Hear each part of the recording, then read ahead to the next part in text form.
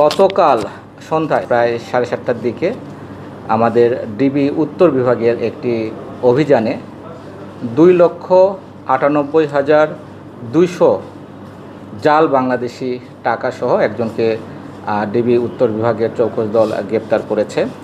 গ্রেপ্তারকৃত ব্যক্তির নাম মোহাম্মদ মাজহারুল ইসলাম সবুজ। তার বিরুদ্ধে আমরা স্পেশাল পাওয়ার অ্যাক্টে মামলা নিয়েছি এবং তাকে আদালতে প্রেরণ করা হবে।